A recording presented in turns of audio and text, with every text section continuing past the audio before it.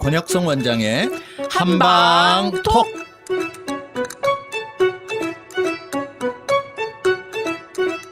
청취자 여러분 안녕하십니까? 권혁성입니다. 안녕하세요. 서유경입니다. 예, 오늘은 수면 무호흡과 코골이에 대해서 이야기 나눠보고 있습니다. 여러 가지 생활관리 팁들을 선생님 말씀해 주셨어요. 한 번 더 제가 짚어볼게요. 첫 번째, 비만 관리. 뱃살이 많으면 코를 골기 쉽다. 그리고 피로하면 안 된다. 그래서 과격한 운동도 별로 좋지 않다. 말씀해 주셨고요. 수면 관리. 그러니까 술을 마시면 이제 수면 장애가 올 수 있고, 그래서 또 옆으로 누워 자는 게 코골이에 좋고, 잘 하고 있나요? 네. 베개를 조금 높이 베면은 좋고, 햇빛을 보는 것도 좋다고 하셨고요. 또 뭐가 있을까요? 네. 그리고 이제 기도를 확보하기 위해서 네네. 이제 코나 그다음에 부비동염이나 비염이나 인후염 네. 쪽이 이제 자꾸 염증이 생기면 붓잖아요. 네네네. 기도를 좁히는 이제 원인이 되기 때문에 특히 유경 씨처럼 또 알레르기 비염이 있으면 네네. 코가 잘 막히잖아요. 그죠? 그런 염증 치료를 평상시 해주는 게 굉장히 좋고요. 붓는 거는 땀을 흘리게 되면 아무래도 부종이 좀 빠지죠. 네네. 그래서 운동도 도움이 되지만 사우나 같은 것도 도움이 될 수 있고요. 네. 염증 치료를 하기 위해서 요즘 뭐 코 세척하는 거 뭐 이런 거 많이 하시잖아요. 네. 그런 것들을 통해서 염증 관리하는 거, 네네. 신경을 쓰시는 거가 네네. 또 관리하는 데 도움이 되겠습니다. 그 방법을 쓰는 걸 봤어요. 아이가 이제 코가 꽉꽉 막히고 그래서 코를 또 곤다고 하더라고, 애긴데.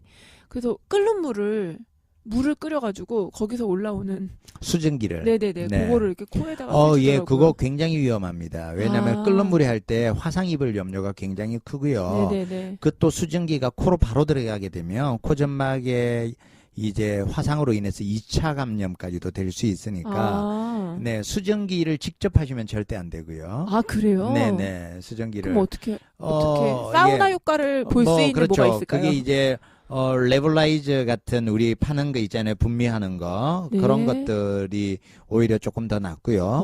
뭐 좀 수분을 섭취하는 게 습도를 조절하는 게 좋죠. 예. 그렇구나. 그래서 만약에 꼭 수증기를 이용할 거면 저도 어릴 때 그런 거 많이 해봤는데 네네. 끓는 물 말고요. 식어서 우리가 이제 마실 수 있는 정도의, 정도의 뜨거운 물이 있죠. 네네. 그 정도의 물에서 나오는 수증기 이런 것들 정도로 하셔야 될 거예요. 팔팔 끓는 물에 팔팔 끓는 물에서 올라오는 그 수증기 아까워가지고 막 얼굴 갖다 대고 막 이러던데 그거 안 큰일 되는구나. 나죠. 네.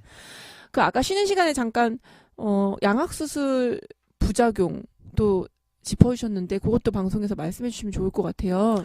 예. 수면 무호흡이나 코골이가 있는 환자들 중에 양악 수술 때문에 엄청난 피해를 오는 경우도 많습니다. 우리가 네. 양악 수술을 한다는 거는 우리가 나와 있는 턱, 그다음에 이 좀 사각턱 이런 것들을 좀 잘라내잖아요. 그리고 네네. 안으로 좀 집어넣잖아요. 이게 구조적으로 턱을 잘라서 안으로 이렇게 넣게 되면 우리가 구강 내에 공간이 좁아지죠. 네. 그래서 사실은 혀가 밖으로 나올 데가 없어가지고 우리 밤에 잘 때 되면 안으로 더 밀려 들어가게 되죠. 그래서 기도를 막게 되고 수면 무호흡이나 코골이가 훨씬 심해지는 경우가 있는데 정말 내가 평상시에 수면 무호흡이나 코골이가 있는 사람이라면 수술에 관련돼 있어서는 절대적으로 고민을 하시고 또 체크를 해보셔야 될 겁니다. 그러니까 그렇게 말씀하시니까 진짜 그 구강 구조나 뭐 혀의 길이, 혀의 크기 막 이런 거에 맞는 뭔가 턱을 가지고 있는 건데 그거를 이제 깎아내니까 네. 또 현대적 안에가 미가, 좁아진다라는 게 네, 그럼요. 공간이 그런 좁아지죠. 생각은 또 하지 못했는데 네. 그렇군요. 그럼 이제 선생님 병원에 코골이 문제로 찾아오시는 분들 계실 텐데 네. 어떻게 치료해 주시나요? 네. 이제 앞서 말씀드린 대로 첫 번째 코골이를 일으킬 만한 비염이나 그다음에 부비동염, 인후염 뭐 이런 쪽의 질환이 있는지를 체크하고요. 그 질환을 치료하도록 하는 게 네. 이제 첫 번째고요. 그런 게 없다면요, 선생님? 예, 없다면 두 번째는 앞서 생활관리는 반드시 환자가 실천하게 하고요. 네. 살이 찐 비만한 코골이나 수면 무호흡 환자들은 네. 살 빼는 것만큼 좋은 일이 없어요. 네네. 그거는 마치 우리가 구강 내에 장치를 해서 기도를 벌려주는 것보다도 훨씬 더 좋은 그 근본적인 치료가 될 수 있거든요. 네. 일석삼조죠. 성인병의 위험도 낮추고 몸매도 좋아지고 건강해지고 그럴 뿐만 아니라 기도를 확보해서 수면 무호흡도 치료가 되고 그래서 네네. 복부 비만 관리부터 시작해서 이런 생활 관리들을 꼭 이야기해 주고요. 한방적으로 치료하는 거는 실질적으로 침 치료를 통해서 또는 네. 한약을 통해서 수면 무호흡증 환자의 이제 산소, 포화도 이런 것들이 좋아진 그런 실험들이 계속 밝혀지고 있어요. 그래서 이제 한방에서는 이 코골이나 비염 환자들을 크게 한 2가지 정도 케이스로 놓고 이제 치료를 하게 됩니다. 네. 어떤 경우냐면 이제 남자들 같은 경우에 얼굴이 벌겋고 살이 찌고 땀도 많이 흘리고 술 좋아하고 이런 남자들이 있죠. 네. 그런 남자 우리 한의학적으로 간에 열이 많다 이렇게 표현하는데 속에 열이 많아서 잘 때도 보면 입을 다 파헤치고 땀도 흘리고 이렇게 자는 사람들 이런 사람들은 한방에서 이제 열을 꺼주는 그런 약들이 있어요.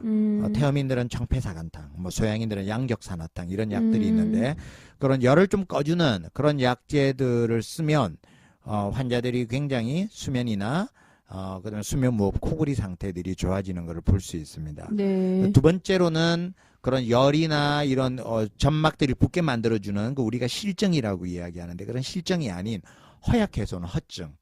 예를 들어서 이제 노인들 빼빼 말랐지만 기력이 너무 없어가지고 조직이 처져서 또는 노화에 의해서 그런 만성 피로가 있는 사람들인 경우에는 네. 기력을 보하는 약재들, 뭐 보중이끼탕이라든지, 뭐 또 우리가 뭐 요즘 많이 홍삼들 많이 먹잖아요. 네. 체질에 맞는다면 또 그런 인삼, 홍삼 같은 제품이라든지 이런 걸 통해서 기력을 보호함으로써 이제 수면 무호흡이나 코골이를 치료할 수 있는 방법이 있고요. 네네. 그 외에도 이제 우리가 코나 부비동 그다음에 또는 인후 쪽에 점막이 부어 있을 경우에는 침 치료로 사혈을 하는 방법이 있어요. 피를 내는 방법인데 그 어느 부위에서 피를 빼세요? 코 점막 그다음에 인후 점막 이런 곳에 피를 살짝 코 냅니다. 안쪽에다가요? 안쪽에다가 그리고 인후 쪽으로 그렇게 해서 뭐 치료하는 방법들이 있는데 그런 사혈을 통해서 급격하게 그 염증 반응을 억제하고 좀 기도를 확보할 수 있는 그런 좋은 치료법들이 있습니다. 우리 병원에 내원하는 한의학적으로는 이런 네. 방법으로 치료를 하고 있습니다. 얼마나 걸릴까요, 선생님? 그렇게 침 맞고 약 먹고 막 이러면. 네, 환자들마다 요즘 뭐 이렇게 치료하면 어떻게 하면 되나요? 라고 네네. 이제 질문을 대부분 많이 해요. 네. 그런데 이제 원인 질환이 있는 경우 비염이나 부비동염이나 이런 원인 질환이 있는 경우는 1개월 정도 치료하면은 충분한 효과를 볼 수 있고요. 지속적인 관리를 위해서 꾸준하게 또 더 관리를 해줘야 되고요. 체중 감량을 근본적으로 해서 하는 환자들 같은 경우에는 보통 한 1개월에 4kg에서 6kg 정도 감량을 권유하는데 1개월 4 내지 6kg 정도 허리로 1 내지 2인치 정도가 줄어들면 확실한 변화를 볼 수 있어요. 그렇지만 뭐 10kg 이상씩 좀 감량을 해야 되는 경우에는 네. 단기간에 욕심을 내는 것보다는 2, 3개월 정도 기간을 두고 꾸준하게 노력하시는 게 좋고요. 네. 그다음에 기력이 없어서 기력을 좀 회복해야 되는 경우는 그 기력의 정도에 따라서 2, 3개월 걸릴 수도 있겠죠. 네네. 그렇지만 이 무슨 어떤 치료보다도 더 중요한 거는 생활 관리를 통해서 우리 생활 속에서 조금만 바꿔도 네. 지혜를 얻을 수 있는 그런 방법들을 사용해 보시는 게 좋습니다. 네. 오늘 수면 무호흡과 코골이에 대해서 이야기 나눠봤습니다. 선생님 좋은 말씀 감사합니다. 네. 지금까지 진행의 권혁성, 서유경, 제작의 김미옥, 박송이었습니다.